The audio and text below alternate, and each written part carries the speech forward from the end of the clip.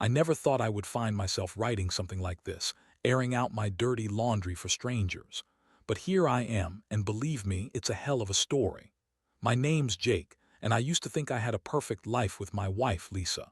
We met 9 years ago at a mutual friend's party, and what started as a casual fling turned into a solid relationship. We got married 3 years ago, and everything seemed to be on track, or so I thought. I should have known something was off when Lisa started getting more busy at work. She's always been career-driven, and I admired that about her. But over the past few months, she was acting different, more secretive. I'd catch her texting late at night, and when I'd ask who she was chatting with, she'd dismiss it as work stuff or just a friend.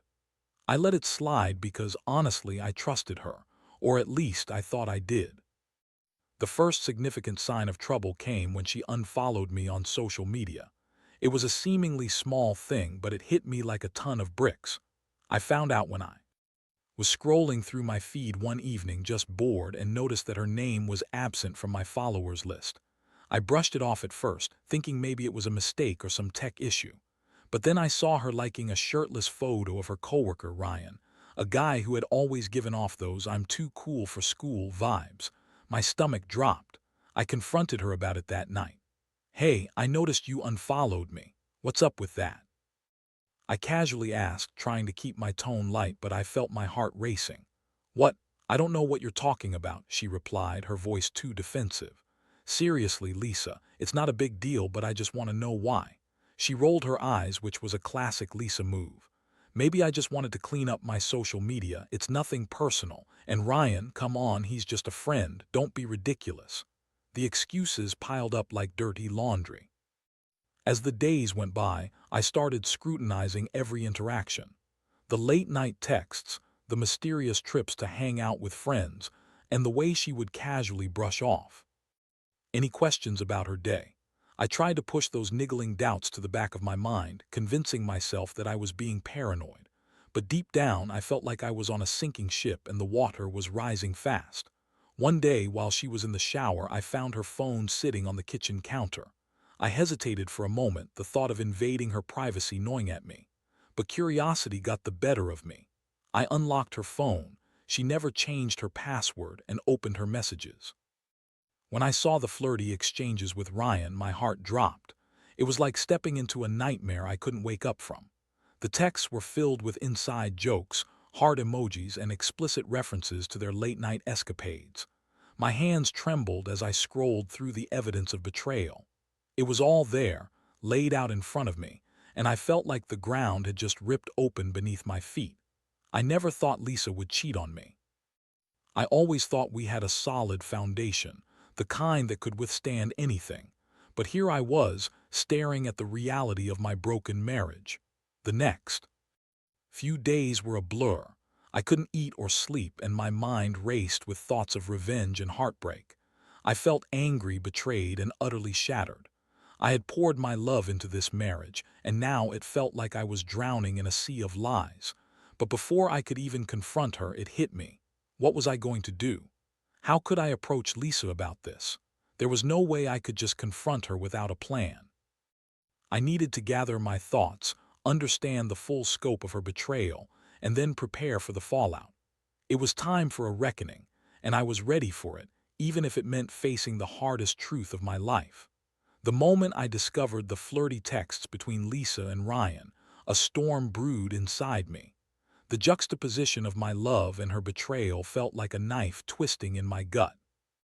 I spent the next few days in a haze, replaying every memory, every laugh, every moment that now felt tainted. How could I have been so oblivious? I decided to gather evidence. I needed more than just a few texts to confront her. I wanted her to feel the weight of her actions. I started observing her more closely, noting her subtle changes in behavior. She was more aloof, always glued to her phone, and her excuses became increasingly elaborate. If she was at work late, she'd often claim it was a last-minute meeting or that she was helping some new hire. I couldn't shake the feeling that she was lying, and I was determined to put the pieces together. One Thursday evening, I picked up some takeout and returned home, hoping to enjoy a quiet dinner together. As I walked in, I noticed her sprawled on the couch, phone in hand, her face lit up with a smile that made my blood boil. I could feel the tension in the air as I approached her. "Hey babe, how was your day?" I asked, trying to sound casual. "It was fine," she replied, not looking up from her screen. "Just fine," I pressed, trying to keep my voice steady. "What's on your mind?" "Just work stuff," she said, finally glancing at me. But the way her eyes darted back to her phone screamed that I had interrupted something important. I decided to keep my cool and not reveal my growing suspicions. I set the food down and joined her on the couch, casually glancing at her phone from over her shoulder. I didn't want to be that guy, the one who snoops, but I needed to know what was really happening. After what felt like an eternity, she finally put the phone down and I seized the moment. "So, any plans for the weekend?" I asked, attempting to divert her attention. "Not really. Just some stuff to catch up on," she said, her tone dismissive. I made a mental note to dig deeper. I had a plan forming in my head. If Lisa was really cheating, I wanted to catch her in the act.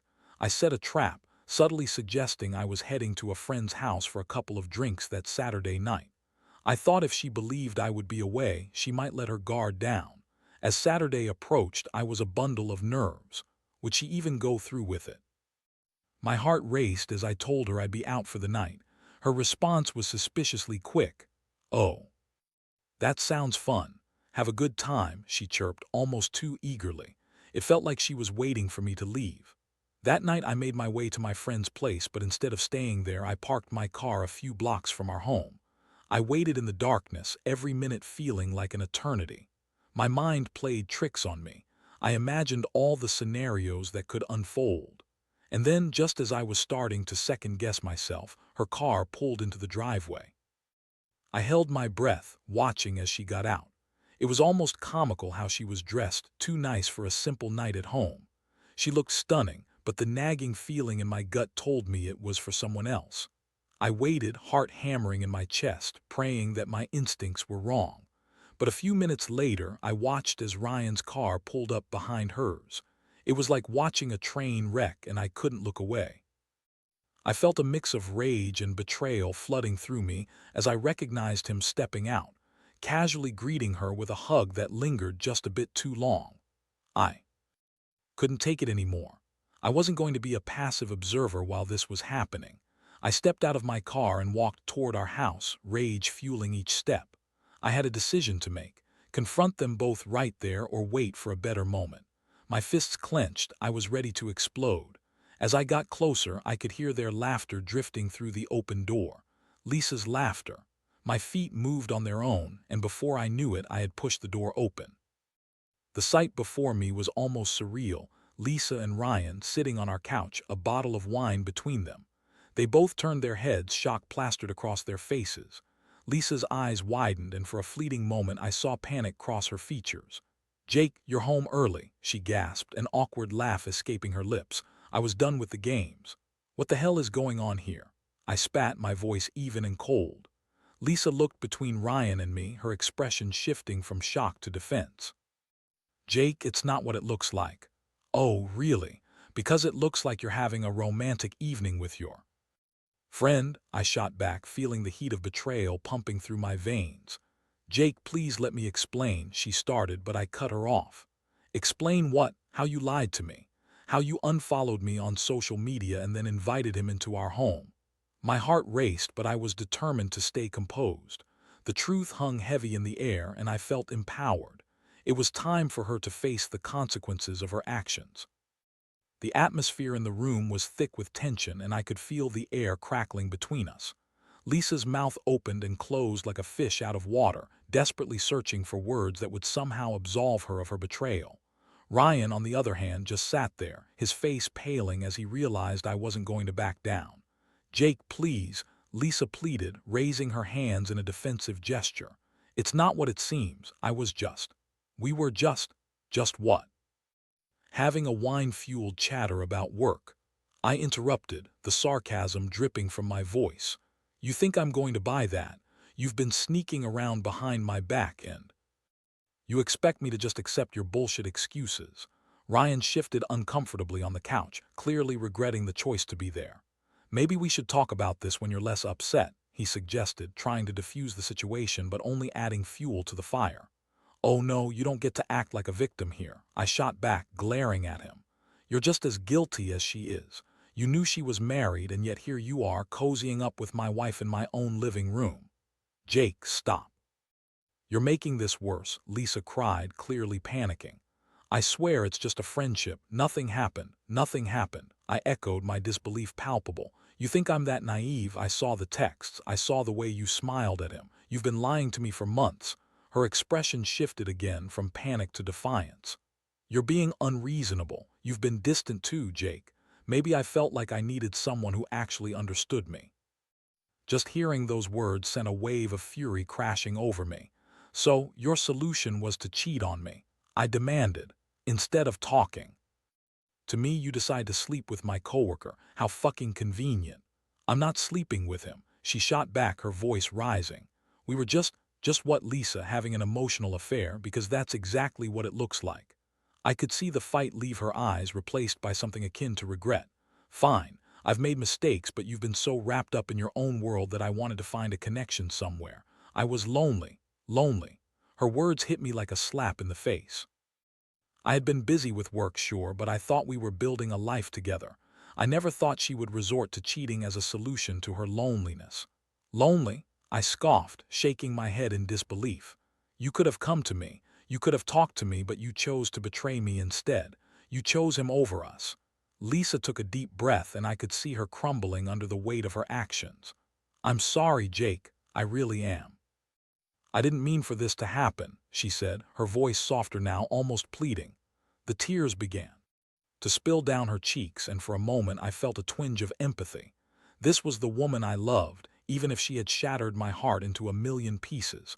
But I quickly reminded myself that empathy would not fix the mess she had created. You think a few tears are going to absolve you of what you've done? I asked, my voice steadier than I felt. You don't get to act like the victim here.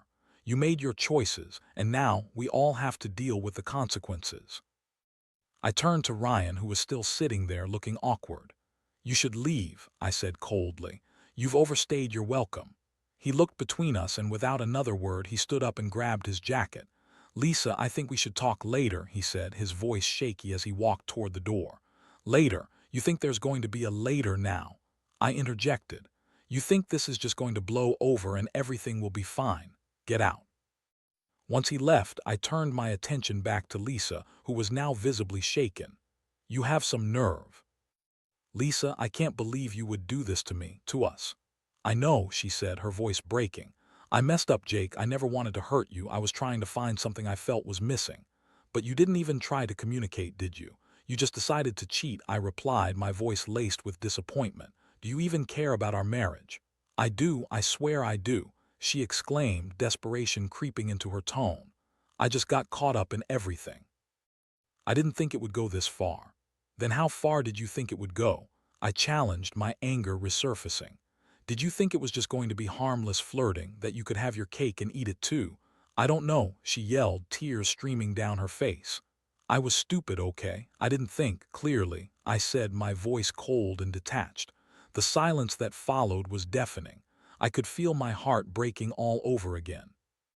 This was the woman I had committed my life to, and she had shattered everything with her reckless choices. Jake, please, she whispered, her voice trembling. I took a deep breath, feeling the weight of her betrayal settle heavily on my chest. I don't know what to do, I admitted, my voice barely above a whisper. Perhaps it was time to take a step back and figure out what I wanted. This wasn't just about her betrayal, it was about me too.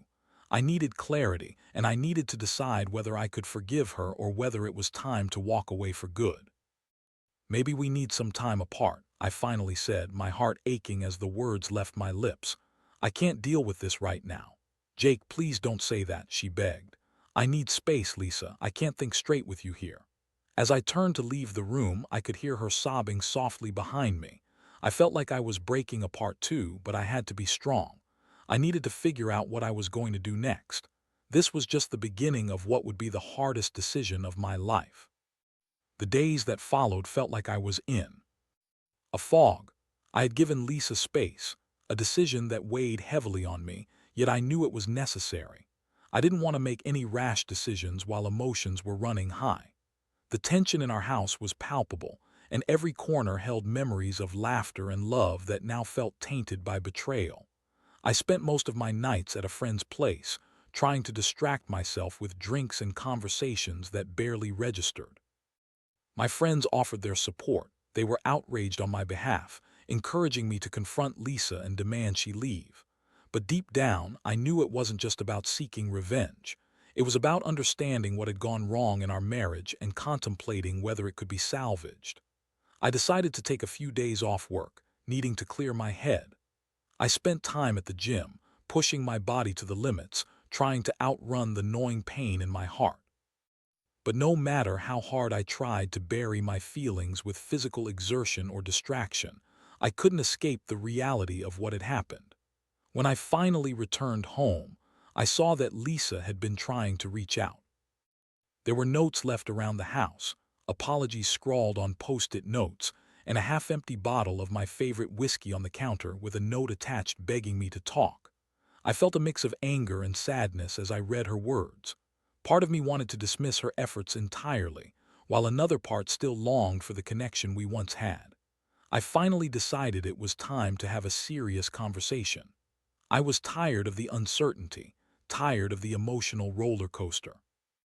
I called her into the living room where she sat with her hands trembling in her lap, an expression of hope and fear on her face. "Jake," she started, but I raised a hand to silence her. "Let me talk first," I said, my voice steady. "I need you to listen. I've been thinking a lot about what happened, and while I'm still hurt, I want to understand what happened in our marriage. You say you still love me, but I need to know, why did you cheat?" She swallowed hard, and for the first time I saw vulnerability flicker in her eyes. "I thought I was unhappy. I thought I could find something with Ryan that I was missing in our relationship. But I was wrong, and I know that now. Did you ever think to talk to me about it? Did you ever think that I might be feeling the same way?" I pressed, desperately needing answers. "No, I didn't. I was scared," she admitted, tears streaming down her cheeks. "I thought I could handle it. I thought I could find something new without ruining what we had. But I was stupid, Jake. I was really stupid." I felt my heart twist. Part of me wanted to comfort her, to tell her that we could work through it, but another part screamed that I shouldn't let her off the hook so easily. "You were stupid, yes, but you also made a choice to act on your feelings instead of discussing them with me." "I know," she whispered, her voice breaking. "I know I messed up, and I would give anything to take it back. I never meant to hurt you." "Then why did you?" I asked, my voice thick with emotion.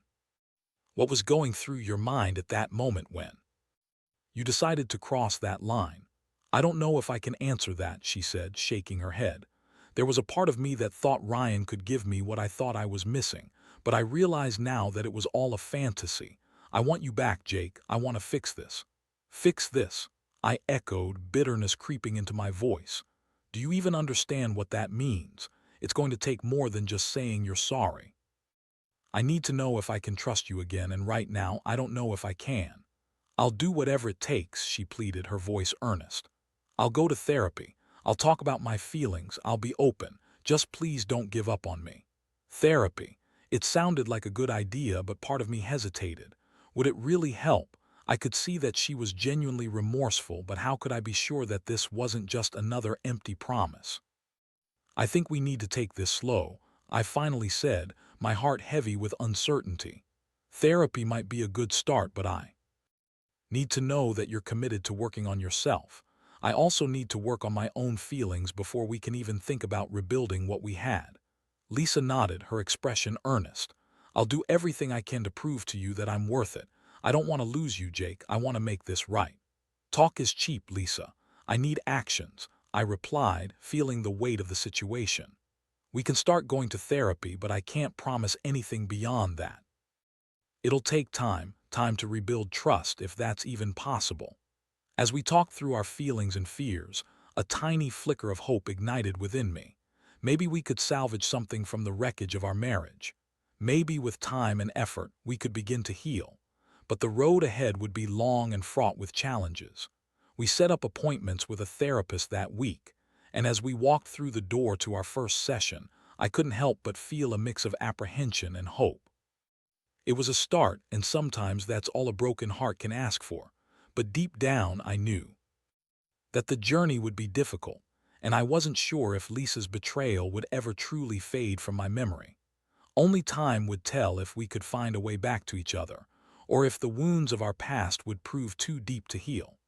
The next few weeks rolled by in a blur of therapy sessions, awkward conversations, and flickers of hope that were often overshadowed by lingering doubts. Going to therapy together felt like stepping into uncharted territory, where both of us laid bare our vulnerabilities and fears. I approached each session with a mix of skepticism and cautious optimism. The therapist, a kind woman named Dr. Adams, helped guide us through the muck, but every discussion felt like digging up old wounds. Lisa was earnest in her efforts to communicate, trying to show me that she was committed to changing. She began to share her feelings more openly and even admitted to her own insecurities that had contributed to her infidelity. "I thought I wasn't enough for you," she confessed one afternoon, her voice thick with emotion. "I felt like I was losing you, and instead of talking to you about it, I chose to run away." I listened, trying to absorb her words, but the memory of her betrayal still stung like a fresh wound.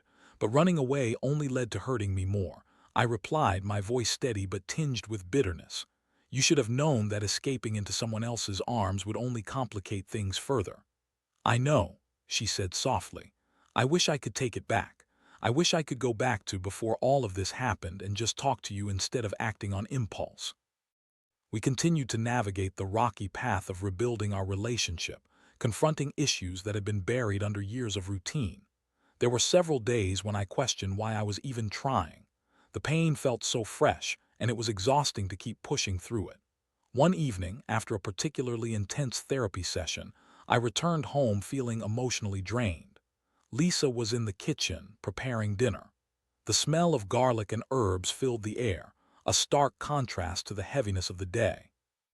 I watched her move around the kitchen, and for a brief moment I felt a flicker of the love I once had for her, but it was quickly overshadowed by the memories of her indiscretion. "Hey," she said, glancing up as I walked in. "How was your day?" "Same as always. Therapy was tough," I replied, my voice weary. "I know it can be hard," she said, concern etched on her face, "but I think we're making progress." "Are we?" I snapped, frustration bubbling over. "Some days it feels like we're just going in circles. You say you're sorry, and I get that, but I can't just forget what you did.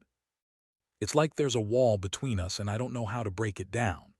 "I understand," she said, setting down a pot. She stepped closer, her eyes pleading. "I'm trying to prove to you that I'm committed to making this work. I know I messed up, but I want to be here for you. I want to fix this." "I want that too," I admitted, my voice softening. "But it's going to take time. I need to see that you're serious about this, that you're willing to do the work." "I will," she promised, reaching out to touch my arm. "I'll do anything to make it right. I just need you to trust me again." Trust, that was the crux of it. I wanted to believe her, but doubt still lingered. I felt like I was walking a tightrope, precariously balancing between anger and hope. One night after a particularly difficult session, I found myself unable to sleep. The gravity of the situation weighed heavily on my chest, and I tossed and turned, the silence of the night amplifying my thoughts. I decided to get up and pour myself a drink, hoping to ease the tension. As I sat on the couch nursing my whiskey, I heard a soft knock on the door. It was Lisa. I looked up to see her standing there, dressed in her pajamas, her eyes glistening with unshed tears. "I couldn't sleep," she said softly, stepping inside. "Can we talk?" "Yeah, of course," I replied, gesturing for her to sit down. She curled up on the couch next to me, her presence surprisingly comforting. "I've been thinking a lot about what we talked about in therapy today," she began. "I know I can't change the past, but I really want to show you how much I care about us." "Do you really mean that?" I asked, searching her face for sincerity, because I want to believe it, but it's hard. "I do mean it," she insisted. "I want to rebuild your trust. I want to be the partner you deserve." I took a deep breath, trying to find the right words. "I'm still trying to figure out how to trust you again," I said, my voice low. "It feels impossible sometimes."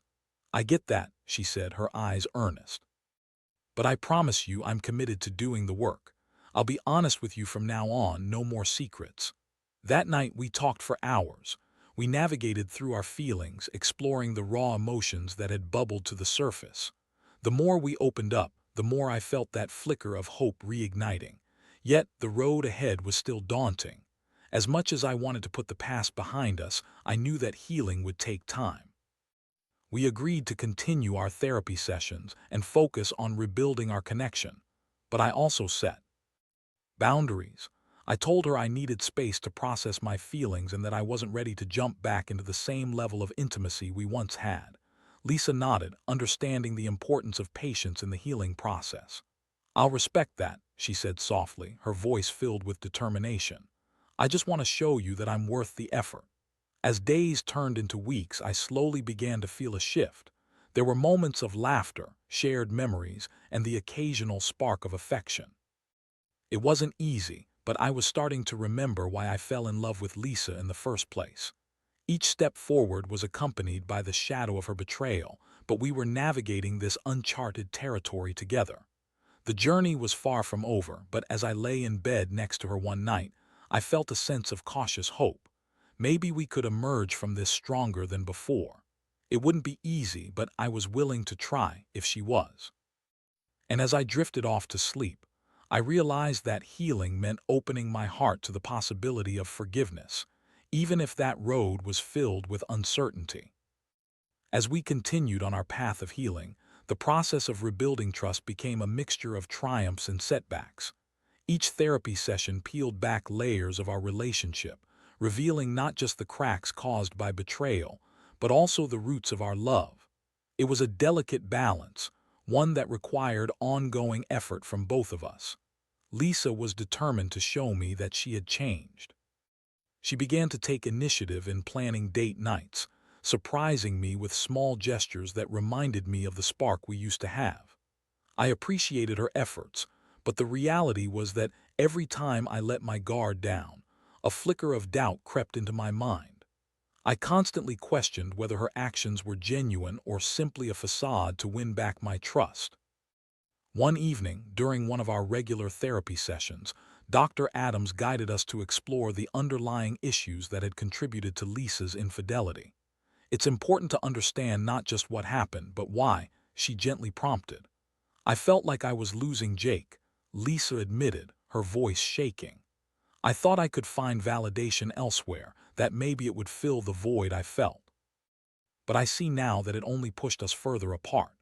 I could see the sincerity in her eyes, and while I wanted to believe her, the hurt was still fresh. "You didn't just hurt me, Lisa. You betrayed the trust we built together," I said, my voice steady but filled with pain. "It's going to take time for me to fully forgive you, to let go of the anger." "I know," she whispered, tears pooling in her eyes. "I'm willing to do whatever it takes to show you that I can be the partner you deserve. I don't want to be that person anymore." As we left the session, the conversation hung heavy in the air. I could see the determination in Lisa's demeanor, and it filled me with both hope and anxiety. Was this real change?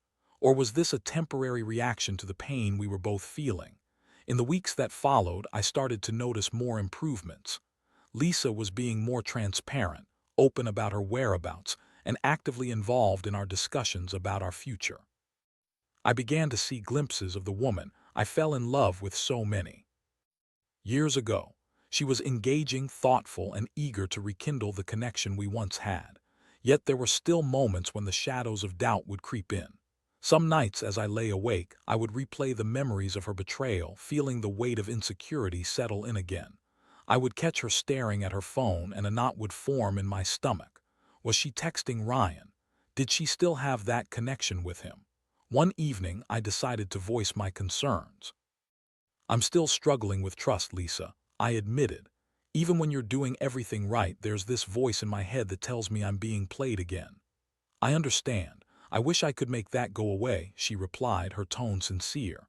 "But I know I have to earn your trust back. Just give me time."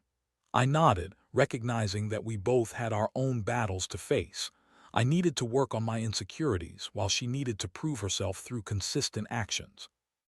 It was a delicate dance, and we were both learning the steps together. As the months passed, I began to feel lighter. The laughter returned to our home, the warmth of shared moments rekindled, and the connection we had started to heal, albeit slowly. Lisa continued to show her commitment, surprising me with thoughtful gifts and spontaneous dates that reminded me of our early days together. Each small gesture chipped away at the wall I had built around my heart. One day, while we were out hiking, I could feel the weight of the past lifting. The sun was shining, and the fresh air filled my lungs as we made our way to the summit. When we reached the top, we stood together, taking in the breathtaking view that seemed to reflect the clarity I was finally finding in my heart. "Thank you for sticking with me through all of this," Lisa said, her eyes shining with sincerity. "I know I hurt you, but I hope you can see how much I want to change." "I do see it," I replied, feeling the warmth of her words wash over me. "It's still a journey, but I'm willing to take it with you. I want to believe that we can come out stronger on the other side." As I stood there, hand in hand with the woman I had once thought I might lose forever, I knew that our love was being tested in ways I never expected. But through the pain, I also realized that love was not just about the good times. It was about weathering the storms together. Our journey was far from over, but I felt a renewed sense of hope. We had both learned valuable lessons about honesty, communication, and the importance of nurturing our relationship. It wouldn't always be easy, but I was committed to continuing the work together. In that moment, I made a silent promise to myself and to Lisa. I would embrace the healing process and allow myself to trust again. I would open my heart to the possibility of a brighter future where forgiveness and love could coexist. As we descended the mountain, I knew we would carry the lessons of the past with us, but I also felt ready to embrace whatever came next. Together, we could face anything. And for the first time in a long while, I believed that we would emerge from this stronger than before.